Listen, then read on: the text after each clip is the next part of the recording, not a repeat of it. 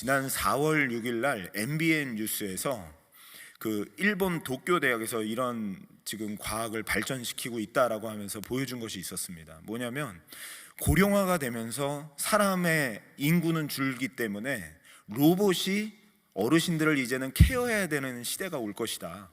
그래서 그 어르신들을 케어하는 일들을 위해서 로봇을 준비시키는데 처음으로 바나나를 뭉개지 않고 까는 로봇가 가능해졌다라고 얘기를 하더라고요. 바나나를 까는데 3분이 걸렸다고 합니다. 그리고 57%의 성공 확률을 보였다는 거예요. 그래서 저는 우리는 그냥 바나나 이렇게 까가지고 어떻게 힘을 줘야 되는지 어떻게 힘을 안 줘야 되는지 그거를 너무너무 어린아이들까지 잘 알잖아요. 그래서 저희는 그게 일상인데, 심지어는 바나나를 가지고도 깎으면서 예술 작품을 만들어내는 게 우리인데, 로봇은 어르신들을 케어하려면 힘 조절을 해야 되는데 그런 것 자체가 기적이구나. 우리들의 일상생활 속에 그냥 이렇게 살아가는 게 그냥 살아가는 게 아니라 이게 놀라운 기적이었구나. 아무리 로봇가 AI가 발전되고 화려한 그 기술력을 가지고 있다 하더라도 아직도 바나나 하나 못 가는 게 이 기술이구나. 이게 수술도 보면은요, 요즘 수술이 로봇가 한다고 그러잖아요. 근데 수술이 디테일하게 이렇게 로봇가 하는 것이 아니라 로봇 손을 빌려서 사람이 그거를 작동을 하는 것일 뿐인 것입니다. 그러니까 아직까지는 거기까지 기술이 발전할 수가 없다는 거예요. 그만큼 이게 일상의 기적을 보여주는데, 저는 오늘 본문을 보면 유대인들에게는 일상이었어요. 1년에 한 번씩 명절을 지키는 날이 바로 이 무교절이 7일 동안 지키는데, 그 가운데 6월절이 첫날 양을 잡는 6월절이 있었으니까 무교절 안에 첫날 6월절. 얼마나 큰 행사였냐면요, 저희들이 8.15 광복절을 지키듯이 저희들은 조금 약하게 지키지만 그들에게는 출애굽한 사건이 엄청난 일이기 때문에 1년에 한 번씩 요세푸스 학자에 따르면 200만 명의 사람들이 타 지역에서 몰려와서 6월절을 지켰다고 합니다. 그러니까 예루살렘이 굉장히 작다라고 생각해 보면 저희들이 그 크리스마스 시즌이나 뭐 이런 연말이나 이럴 때 뉴욕에 그 맨하탄 쪽을 거리를 걷는다라고 생각하면 좋을 것 같아요. 그 정도로 사람들이 붐비고 그 정도로 명절을 지키는 그냥 일상이었어요. 그런데 그런 일상 속에서 정확하게 예수님께서 6월절 어린 양으로 오듯이 그 안에 들어가서 만찬을 준비하는 자리를 준비하고, 그런 모든 과정들을 통해서 온 인류를 구원하는 하나님의 놀라운 구원의 역사를 이루어내시는 것을 보게 됩니다. 어떻게 그런 일들을 벌이는가 보니까 예수님의 제자 중에 한 사람이 예수님께 와서 이렇게 묻습니다. 예수님, 이제 다른 사람들도 다 방을 잡아서 만찬을 준비하는데 우리도 호텔을 하나 잡아야 되지 않겠습니까? 이런 얘기겠죠. 우리도 같이 만찬을 하고 머물 수 있는 장소를 잡아야 되지 않겠습니까? 그러니까 2명의 제자들을 불러서 너희가 그러면은 가가지고 물동이를 이은 사람을 따라가라. 그래서 그 물동이를 이은 사람이 어디든지 들어가면 그곳에 가면은 주인을 만나게 될 텐데, 그 주인에게 내 선생님이 우리가 머물 곳을 달라 하라 라고 하면 준비된 다락방을 줄 것이다 라고 얘기합니다. 근데 참 희한해요. 그 말씀에 제자들이 그냥 순종해서 가서 물동이를 들고 다니는 사람들을 따라가서 그것을 가는데 정말 그렇게 이루어져요. 그렇게 이루어져서 그곳에서 만찬을 준비하고 하나님의 뜻을 이루는 그 현장으로 그것이 바뀌어지게 되는 모습을 보게 돼요. 여기에 대해서 2가지 이야기들이 있더라고요. 하나는 예루살렘에서 예수님을 죽이기 위해서 지금 이제 십자가 지시기 전이기 때문에 혈안된 지도자들이 있어서 미리 예수님이 준비를 해놨다. 이 사실은 여기서 이 물동이를 떠가는 사람의 그 성이 남성으로 되어져 있어요. 근데 그 당시에는 여성들이 물동이를 주로 뜨는 일들을 했거든요. 그러니까 예수님이 미리 예약을 해서 표시를 했다. 물동이를 뜬 사람과 표시를 했다라고 이제 이야기를 하는 것이죠. 그래서 그곳에 갔을 것이다 라고 하는데 저는 조금 아닌 것 같은 거예요. 그게 2번째는 어떤 것이 있냐면, 하나님이 나귀 새끼를 부를 때에도 2 사람의 제자들을 보내서 이것을 어떻게 얘기할까요? 그러면 주인이 쓰시겠다라고 하라 라고 하면서 그것을 가지고 오라라고 했잖아요. 그것처럼 신적인 권위를 가지고 보냈다라고 하는 것인데, 저는 그쪽으로 좀 더 마음이 가더라고요. 왜냐하면 그 자리에 보니까 어디든지 물동이를 이은 사람이 가는 곳에 가라고 그래요. 그러니까 어느 집인지는 분명하지 않잖아요. 그리고 어떤 사람의 물동인지도 분명하지가 않아요. 또 마태복음에 보면 이렇게 얘기하고 있더라고요. 마태복음에 보면 너희들이 아무에게나 가서 이르되 라고 이렇게 얘기해요. 그러니까 그냥 정확하게 어떤 물동이라고 얘기하지도 않고 아무에게나 가서 이르라 이렇게 얘기하는 거죠. 그러니까 이거는 분명하게 하나님께서, 예수님께서 신적인 그 권위를 가지고 하나님의 뜻을 이루기 위해서 마치 나귀 새끼를 주인이 쓰시겠다라고 하라라고 할 때 그것을 이루듯이 겸손의 왕으로 이 땅에 그 예루살렘에 들어가듯이 온 인류를 구원할 어린 양, 유월절 어린 양, 우리의 죄와 사망의 권세를 이기고 깨실 그 어린 양의 모습으로 가실, 그것을 신적인 권위로 물동이를 뜨는 사람에게 가라, 그리고 선생님이 쓰시겠다 하라 라고 하니까 그것이 탁 준비되어 있는 모습을 우리들에게 보여주는 것이죠. 그런데 저는 여기에서 참 일상에 하나님의 뜻이 이루어지는 것이 일상과 맞물려 간다는 것을 보게 돼요. 제자들이 그냥 일상이에요. 예수님, 우리가 머물 수 있는, 축제를 벌일 수 있는 방을 빌려야 되지 않겠습니까? 당연한 얘기잖아요. 그냥 일상이잖아요. 근데 예수님이 한 말에 가서 순종해요. 그리고 그 물동이를 뜬 사람을 쫓아가서 주인에게 갔는데 그 주인도 일상이죠. 그냥 손님들이 많이 오니까 집을 호텔식으로 개조했을 수도 있고 에어비앤비처럼 만들었을 수도 있고 아니면은 정말로 호텔처럼 그 자리를 만들어 놨을 수도 있고 그냥 일상을 준비했는데 선생님이 쓰시겠다 하겠다 하라 그러니까 선뜻 내주는 마음이 돼요. 이 모든 것들이 그냥 우리들의 일상, 그들은 그냥 일상을 살았고 하나님의 말씀에 순종했을 뿐인데 그 안에서 온 인류를 구원하는 하나님의 새 언약을 맺는 장소, 그 자리가 될 줄을 누가 알았냔 말이에요. 그들이 그동안 그림자처럼 지켜오던 출애굽 사건, 그 하나님의 유월절의 놀라우신 구속의 사건을 그 안에서 그것보다 1000배, 10,000배 실제로 이루어지는 그 현장을 그들이 준비할지를 누가 알았냐고요. 우리들의 일상을 통하여 하나님의 뜻이 맞물려서 이루어간다는 것을 보게 돼요. 그냥 하나님의 뜻은 하나님께서 다 알아서 준비하시고 알아서 하나님께서 하시니까 우리는 그냥 따라가면 된다, 우리는 그냥 기도하지도 않고 우리는 열심히 신앙생활할 필요도 없고 우리는 그냥 따라가면 된다라고 하는 말에 뭔가 경각심을 주는 것 같아요.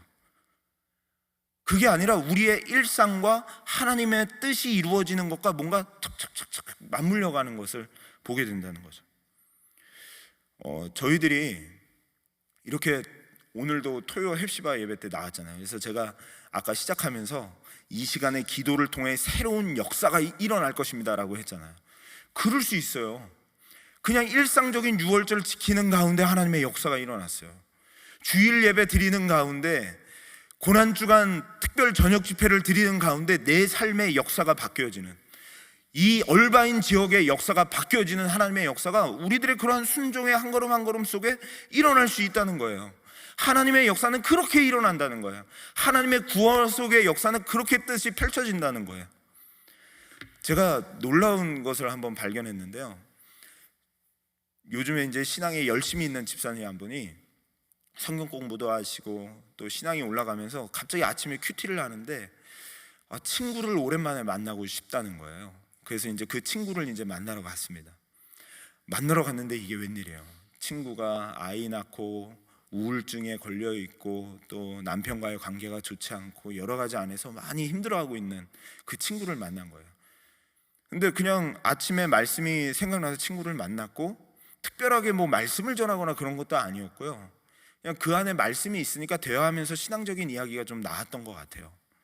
그렇게 대화를 마치고 나온 다음에 3주 후에 다시 그 친구를 만나러 갔다고 합니다. 3주 후에 만나러 갔는데 그 친구가 너무너무 고맙다고 그 집사님한테 얘기를 했다는 거예요. 그래서 뭐가 고맙냐고 그랬더니 네가 오고 난 다음에 남편하고 한 번도 그렇게 아기 낳은 3년 동안 깊이 있는 대화를 못 나눠봤는데 아주 깊이 있는 대화를 나누고 남편과 친해지게 됐다고. 그래서 너무 기쁘다는 거예요. 근데 커피숍에서 만났는데 본인도 신기해가지고 내가 뭐 했지? 그러면서 있는데 큐티 책을 선물하려고 가지고 가셨다는 거예요. 그래서 큐티 책을 그냥 나 너한테 큐티 책을 내가 아침에 큐티 하니까 너무 좋아서 이거 가져왔는데 선물이야 하면서 줬다는 거예요. 근데 대화를 마치고 가려고 하는데 그 친구가 먼저 가 그러더래요. 그래서 왜? 나 큐티 하고 가게. 나는 그냥 그날 아침에 큐티에서 오늘 그 친구를 만나볼까라는 생각이 들었고 그냥 순종의 발걸음을 잠깐 띄었고 가서 했는데 특별한 일을 한 것 같지 않은데 이게 하나님의 뜻이 착착착착 맞춰져 간다는 거예요. 정말 우리들의 일상, 예수 믿는 사람들이 이런 일상들을 통하여 하나님의 뜻들과 하나님의 구원의 역사들이 일어난다는 것을 보게 돼요. 왜 그러냐면요, 그 밑에도 보면 예수님이 놀라운 일들을 이야기합니다. 누군가 나를 배신할 것에 대해서 이야기를 하죠. 그 만찬할 장소가 잡혀지고 거기서 이제 밥을 먹기 시작했어요. 거기서 이제 같이 축제를 벌이는 거죠. 근데 거기에서 얼마나 신나겠어요. 막 명절이고 사람들도 많고 들뜬 분위기에 있는데 예수님이 찬물을 쫙 끼얹습니다. 어떻게 끼얹냐면 너희 중에 나를 팔 자가 있느니라. 뭐 가룟 유다다 이렇게 얘기해주면 너무 편하겠는데 너희 중에 나를 팔 자가 있느니라 라고 하니까 한 사람씩 예수님께 묻기 시작합니다. 예수님, 저는 아니죠. 그러니까 분위기가 싸해진 거예요. 그때 예수님이 나와 함께 떡을 잔에 넣어서 찍는 자가 바로 그 자니라 라고 얘기했는데 그 자가 가룟 유다였죠. 그런데 그것을 보세요. 그걸로 인해서 예수님이 십자가를 지고 하나님의 뜻이 이루어져요. 그러면 가룟 유다가 이렇게 얘기할 수 있지 않을까요? 하나님, 나 때문에 예수님이 십자가 지는 게 이루어졌잖아요. 그리고 내가 예수님을 팔지 않았다면 하나님의 뜻이 어떻게 이루어지겠어요? 저는 도구로 쓰임 받았잖아요. 그러니까 저는 책임 없습니다. 이렇게 가룟 유다가 따질 수 있지 않을까? 근데 예수님은 뭐라고 말씀하시냐면요, 21절에 이렇게 얘기해요. 마가복음 14장 21절에 보니까 인자는 자기에 대하여 기록된 대로 가거니와 인자를 파는 그 사람에게는 화가 있으리로다. 그 사람은 차라리 나지 아니하였더라면 자기에게 좋을 뻔하였느니라 하시니라. 모든 게 다 하나님의 뜻대로 된다면, 모든 게 다 하나님의 계획대로 된다면 기도하지 않아도 그냥 하나님의 뜻대로 되는 거 아니에요? 그냥 내가 열심히 신앙생활 하지 않아도 그냥 하나님의 뜻대로 되는 거 아니에요? 라고 핑계대기 쉬운데 네가 책임져 라고 예수님이 말씀하시는 것 같아요. 예수님, 저는 하나님의 뜻을 이루기 위한 도구였습니다 라고 핑계대고 싶은데 아니야, 네가 책임져, 네가 잘못한 거야 라고 얘기한다는 것이죠. 저는 이게 우리가 신앙생활에 우리의 일상과 하나님의 뜻이 연관이 있다는 것이 분명하게 오늘 말씀에서 얘기해 주는 것 같아요. 하나님의 말씀에 순종했던 그 걸음을 통하여서 하나님의 유월절 만찬이 벌어지게 되고 또 하나님을 배신하고 하나님을 버리는 그 사건을 통해서 결국은 하나님의 구원 역사가 일어나지만 그 책임이 너한테 있다 라고 얘기하는 것을 보면서 우리들에게 책임이 있다는 거죠. 그래서 저는요, 기도 정말 열심히 해야 된다고 생각합니다. 그리고 우리의 일상에서 신앙생활을 열심히 해야 된다고 생각해요. 히스기야 왕이 이사야 선지자를 통해서 당신이 이제 죽게 될 것입니다 라는 이야기를 들으니까 히스기야 왕이 그때 이제 너무너무 마음이 철렁 가라앉은 거예요. 그래서 옷을 찢으며 하나님께 기도하기 시작하죠. 하나님, 저 좀 살려주세요 하고 기도하는데 이게 웬일이야? 하나님이 뜻을 돌이켜요. 이사야 선지자가 성 밖을 나가기 전에 하나님이 다시 이사야를 불러요. 그래서 다시 가서 살려주겠다고 얘기해라. 그래서 가서 살려줘요. 기도하니까 뜻이 바뀌어져요. 소돔과 고모라 성을 하나님께서 멸망시키겠다고 하셨어요. 근데 아브라함이 기도하기 시작했어요. 하나님, 50명의 의인이 있으면 그 성을 멸망시키지 말아 주십시오. 그래, 그렇게 할게요. 오케이. 또 기도해요. 50명도 없을 것 같아요. 하나님 40명만 있어도 살려주십시오. 오케이, 내 뜻을 굽힐게. 오케이. 또 30명만 있어도 그렇게 해주세요. 또 굽혀주세요. 20명도 그렇게 해주세요. 또 굽혀주세요. 10명만 있어도 그렇게 해주세요. 또 굽혀주세요. 우리의 기도를 통해서 하나님께서 역사하시고 하나님께서 일하시고 그것을 사용하셔서 그것조차도 하나님의 뜻 가운데 이루어 가시는 것을 보게 되는 거예요.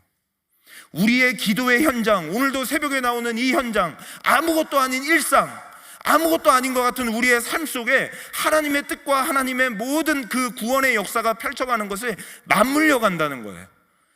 이것을 보면서 우리에게 책임이 있는 거구나, 그리고 이것이 맞물려 가는구나 라는 생각을 해보게 됐습니다. 야고보서에 보면 그런 얘기가 있죠. 엘리야도 우리와 성경에 같은 사람이로되 하나님께 기도하니까 비가 내리지 않았고 하나님께 기도하니까 또 비가 내렸다라고 얘기를 하잖아요. 제가 지난 주일날 예배를 마치고 3부 예배를 마치고 이제 그 사무실에 갔습니다. 사무실에 가니까 어떤 분이 책을 하나를 선물해 주셨어요. 그래서 책이 이렇게 놓여져 있는데 그 책이 주님 남은 자가 있잖아요 라고 하는 책이었습니다. 근데 제가 그 책을 받아들고 껍데기를 이렇게 탁 열고서 뚜껑을 열고 거기에 있는 글을 딱 보는데 어떤 목사님이 자신의 그 하나님 앞에서 이렇게 삶에 대해서, 그리고 한국 교회가 어떻게 해야 이제 되는지에 대해서 이제 자신이 생각하는 부분들을 써 놓으셨더라고요. 근데 제가 움직이지 못했던 이유가 뭐였냐면 그분이 30년 동안 목회하면서도 이 기도를 한다는 것에 제가 놀랐습니다. 뭐라고 기도하냐면 이렇게 기도하시더라고요. 하나님 아버지, 세 번째 그때가 금식 기도였대요. 하나님 아버지, 이번에는 나를 완전한 성령의 사람, 하나님의 사람으로 만들어 주시든지 아니면 하나님 나라로 데려가 주시든지 이 둘 중에 하나를 허락해 주셔서 더 이상 헤매지 않게 해 주옵소서. 이렇게 기도를 하더라고요. 성령의 사람으로 돼서 헤매지 않고 주의 일을 감당하게 하시든지 아니면 내 생명을 걷어가 주세요. 이렇게 기도하는 거예요. 순간 나는 왜 목회자로서 이게 다 식어져 갈까? 나는 왜 이렇게 기도하지 못할까? 왜 가족이 생각날까? 왜 이 하나님이 일을 하기 위해서 하나님께서 특별히 부르셔서 풀타임으로 하나님께서 이 일을 감당하도록 시키셨는데 왜 나는 목숨을 가져가라고 기도하지 못할까? 그렇지 않으면 그냥 나가서 일하면서 집사님으로 섬겨도 되는데 나는 왜 목숨까지 하나님께 걸면서 하나님 성령의 사람으로 쓰임받든지 아니면 내 목숨을 걷어가 주옵소서, 왜 이렇게 기도하지 못할까? 우리의 일상을 통해서 하나님께서 일하시는데 우리의 일상 속에서 나는 왜 그 일상이 안 될까? 그러면서 막 그런 생각이 들었던 것이죠. 근데 이제 이것과 맞물려서 지난 주중에 저희들 새벽 예배 큐티를 하는데 말세 때에는 미혹당하지 말라는 말씀이 있었어요. 미혹하는 게 가장 크다고. 그러면서 제 자신을 좀 돌아보게 됐죠. 지금이 굉장히 말세 같잖아요. 전쟁과 기근과 지진과 이런 것들이 많잖아요. 근데 한국은 뉴스에 보니까 벌이 없어지고 있대요. 근데 저는 과학 시간에 벌이 없어지면 지구가 종말이 온다고, 왜냐면 꽃을 날라고 그러면서 이제 이렇게 기본적인 식물들이 자라게 하는 것이 벌이기 때문에 벌이 없으면 지구가 종말하게 된다고 배웠거든요. 그러다 보니까 누가 보더라도 지금 현상은 종말의 현상이 맞는 것 같아요. 정말 끝의 마지막을 가고 있는 것 같아요. 그런데 그때 두려워하지 말고 우리 성도들은 미혹되지 말라는 얘기를 합니다. 미혹하지 말라고. 근데 제 자신을 보니까 어쩔 때는 그런 부분이 있잖아요. 말씀을 전하면서도 더 교양 있는 것처럼, 더 예의를 갖춘 것처럼, 더 성도님들의 삶을 더 포괄하는 것처럼 더 기도해야 됩니다. 엎드려야 됩니다. 우리의 일상을 통해서 하나님이 역사하십니다라는 것을 강력하게 이야기해야 되는데 우리의 삶 속에서 배신하면 책임을 져야 됩니다. 용서해 주시겠죠. 그러나 하나님께서 그 책임을 가룟 유다는 물으셨어요. 그리고 가룟 유다는 태어나지 않았으면 좋았을 것이다 라는 책임을 물으셨어요. 하나님은 분명히 책임을 물으실 것입니다. 우리의 삶을 통하여 역사하실 것입니다. 우리가 오늘도 하나님 앞에 누군가는 울어야 되고, 누군가는 하나님 앞에 열심을 내야 되고, 누군가는 헌신해야 되는 자가 있어야 되고, 누군가는 희생하는 자가 있어야 됩니다 라고 얘기해야 되는데, 저는 괜찮아요, 언젠가 하나님이 때가 되면 하나님의 뜻대로 되는 거니까 괜찮아지겠죠 라고 얘기하는 게 아닌가, 그런 회개가 드는 거예요. 우리 성도님들은 그럴 때 없어요. 믿지 않는 친구한테 괜찮아, 하나님의 때가 있어, 그리고 하나님의 뜻이 있으니까 괜찮아, 그렇게 살아도 돼. 너무 교양이 있는 것처럼, 제너러스한 것처럼, 그렇지만 미혹하고 있는 거예요. 그게 미혹하는 거예요. 예수 그리스도 외에는 소망이 없고 답이 없다는 것에 대해서 미혹시키는 거예요. 내 신앙도 미혹되고 있고, 세상 친구들한테도 미혹하고 있고, 너 새생명 축제 꼭 나와야 돼, 고난주간 때 나와서 하나님 앞에 더 엎드려야 돼, 기도해야 돼, 묵상해야 돼. 그러면 그 가운데 하나님께서 새로운 역사를 만들어 주실 거야. 내 신앙을 바꾸어 주실 거야.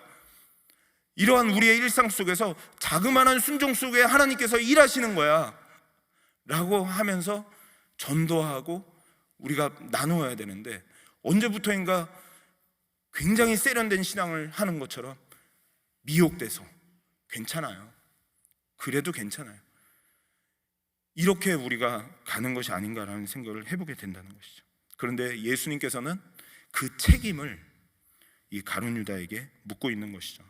근데 우리 사랑하는 성도님들이요, 생각해 보시죠.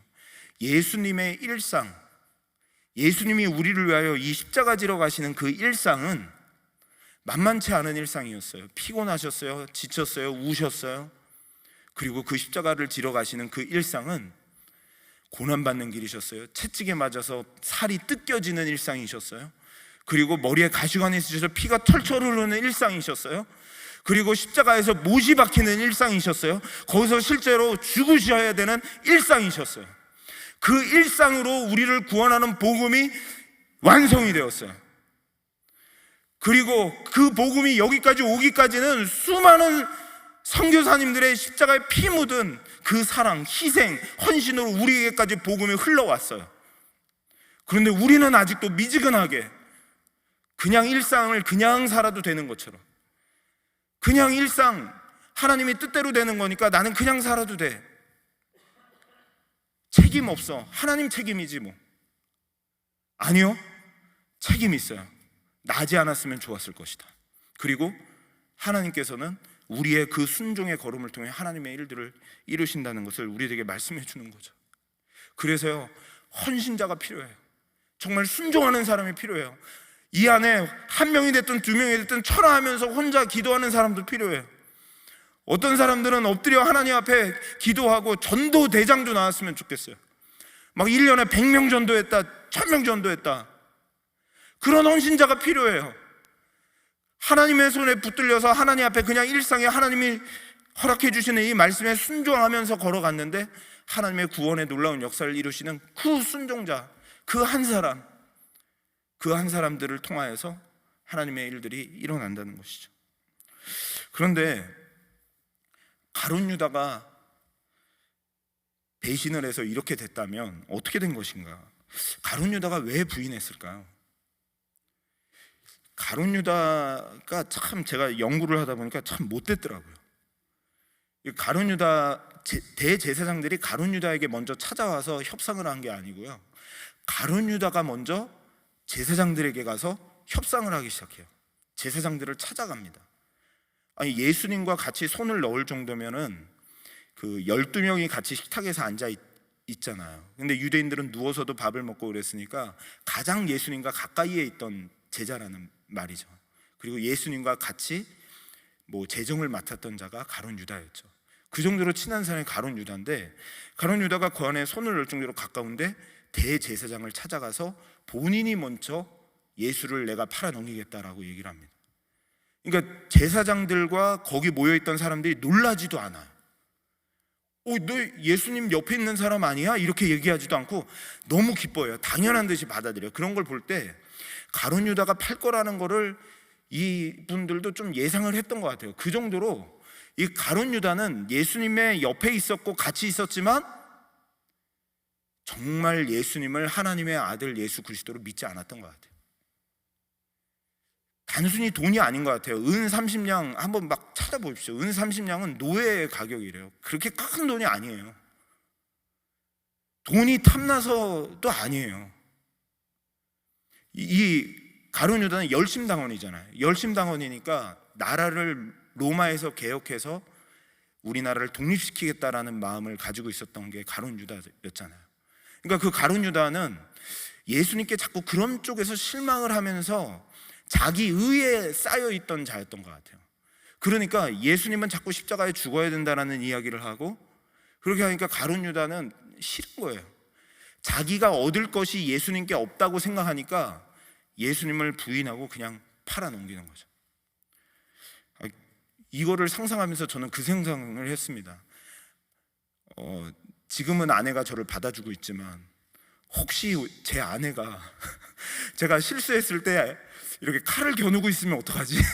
이렇게 배신을 하면 어떡하지? 그 착한 마음에 막 그런 거 있잖아요. 이렇게 칼을 붙들고 왜 그래? 우리 같이 살아온 해가 몇 년이야. 근데 여자들은 이렇게 마음이 돌아서면 한 번에 쫙 돌아선다면서요. 그러니까 막 겁이 나는 거예요. 그러면 어떡하지? 근데 가룟 유다가 정확하게 그랬던 것 같아요. 가룟 유다가 그냥 돌아섰어요. 그냥 마음이 처음부터 없었던 거예요. 가룟 유다는 그냥 자기가 얻고 싶은 거, 자기의 독립, 자기가 얻고 싶은 것이 딱 떨어지니까 대제사장들에게 가가지고 예수를 언제 팔지, 언제 붙잡을지를 상의하고 토의를 해요. 그리고 나와 여기에 손을 넣는 자가 나를 팔리라라고 했을 때도 본인인지 알았을 텐데도 회개하지 않아요. 끝까지 자기의 예수님을 팔고자 하는 것을 버리지 않아요. 그 정도면 저희도 살인하면 그런 거 따지잖아요. 이 살인이 우발적인가 계획적인가. 근데 가룟 유다의 살인은 계획적이에요. 너무나 계획적이에요. 너무너무 못됐어요. 그런데 그 의구심이 드는 거죠. 하나님의 사랑은 그럼 어디 갔는가? 가룟 유다가 그거 책임이면 가룟 유다 책임이고, 우리들의 삶의 일상에서 그것이 책임이면 그것도 우리들의 책임이고, 그러면 하나님의 사랑은 우리가 잘하고 못하고에 따라 하나님의 사랑이 달려있는가? 되게 어려운 문제인 것 같아요. 근데 저는 분명하게 이렇게 말씀드릴 수 있을 것 같아요. 예수님이 지금 이 6월절 만찬을 준비하시고 십자가를 지러 걸어가시는 그 길은 우리를 사랑하시기 때문이었어요. 우리를 사랑하사 우리를 위하여 십자가에 죽으시기 위하여 그 걸음을 걸어서 그 십자가의 길을 걸어가시는 길이 바로 그 길이었어요. 그래서 우리가 실수하고 넘어지고 오늘도 또 잘못하지만 우리의 일상 속에서 우리는 여전히 미지근하고 여전히 그럼에도 불구하고 우리가 이만큼 살고 이만큼 신앙생활하고 이렇게 잘 나오는 것은 가룟 유다처럼 이렇게 책임을 물으신 것이 아니라 참아주고 계시고, 하나님께서 끝까지 사랑하시고 끝까지 하나님의 뜻을 이루시기 위한 하나님의 열심, 끝까지 부족한 우리들을 통해서도 끝까지 찾아오셔서 그것을 합력하여서 하나님의 구원의 계획을 이루시며 하나님의 뜻을 이루어 가시는 하나님의 열심이 이것을 이루어가고 계시는 것 같아요. 하나님의 뜨거운 사랑이, 불붙는 뜨거운 사랑이 우리의 그런 실수 속에서도 하나님의 뜻을 정확하게 이루어 가시고 있다는 거죠. 그것을 안다면 정말 우리가 일상에서 조그만한 우리의 순종들, 이런 부분들을 하나님 앞에 다시 바르게 세워야 되겠다라는 생각이 듭니다. 마지막으로 저는 이런 영화가 생각이 났어요. 제가 좋아하는 영화인데요. 약속이라는, 박신양이 깡패로 나오고 전도연이 의사 선생님으로 나와서 박신양을 케어해 주다가 일어나는 일이었습니다. 그때 유명한 대사들이 굉장히 많이 있죠. 박신양이 널 생각하면 뭘 주어도 양에 차질 않아, 뭐 이런 이야기도 하고, 당신이 저에게 네 죄가 뭐냐고 물으신다면 이 사람을 만나고 사랑하고 홀로 남겨두고 떠난다는 게 가장 큰 죄일 것입니다 라고 막 이렇게 얘기할 정도로 유명한 대사들이 많은데요, 그 중에 이런 대사가 있었어요. 이번에는 전도연이 그 깡패한테 이렇게 얘기합니다. 다른 여자 만나는 것만이 배신이 아니야. 네 마음속에서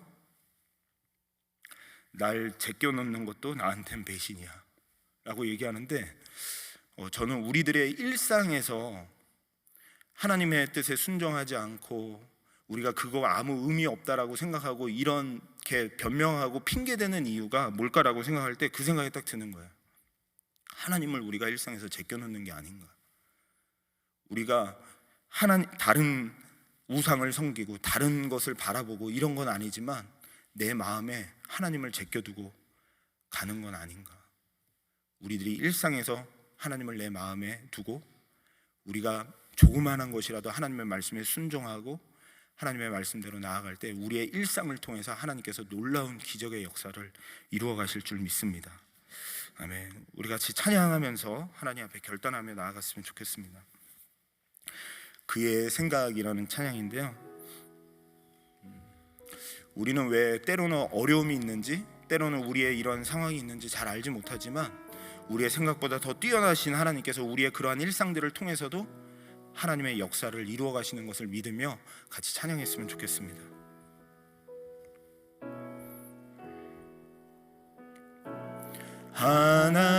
하나님은 너를 만드신 분, 너를 가장 많이 알고 계시며, 하나님은 너를 만드신 분, 너를 가장 깊이 이해하신단다. 하나님은 너를 지키시는 분, 너를 절대 포기하지 않으며, 하나님은 너를 지키시는 분, 너를 쉬지 않고 지켜보신단다. 그의 생각 셀 수 없고, 그의 자비 무궁하며, 그의 성실 날마다 새롭고, 그의 사랑 끝이 없단다. 아멘. 우리 같이 한번 기도했으면 좋겠습니다. 책임을 물으시는 하나님 앞에 저희들 어떤 답을 할 수는 없지만 분명한 것은 주님은 우리보다 생각이 높으시고 깊으시고 우리를 사랑하신다는 것입니다. 그래서 십자가를 지시러 가시는 길을 걸으셨다는 것입니다. 오늘도 우리의 삶에 어떠한 환경과 어떤 어려움이 있는지 모르지만 우리들에게 책임을 물으실 것입니다. 그리고 순종의 그 걸음을 통하여 하나님의 놀라우신 역사를 써내려 가실 것입니다. 하나님, 더 이상 핑계하지 맙시다. 하나님의 뜻대로 이루어지니까 나 그냥 열심히 안 해도 되겠죠? 기도하지 않아도 되겠죠? 그걸로 기도의 힘을 잃어버리지 않았으면 좋겠어요. 미혹되지 않았으면 좋겠어요. 정말로 하나님을 마음에서 제껴두지 않았으면 좋겠어요. 하나님 아버지, 하나님이 제 마음의 최고이십니다. 하나님이 제 마음의 중심이십니다. 하나님 아버지, 내가 일상 속에서 하나님의 말씀에 순종하며 정말로 하나님의 말씀에 헌신하며 기도하며 주님의 말씀에 은혜 주시는 대로 순종하며 내가 나아가는 제가 될 수 있도록 하나님 인도해 주시옵소서라고 이 시간 우리 다시 한번 하나님 앞에 결단하며 기도했으면 좋겠습니다. 우리 주님의 이름 한번 부르며 기도합니다. 주여, 하나님 아버지, 오늘도 주님 앞에 나왔습니다.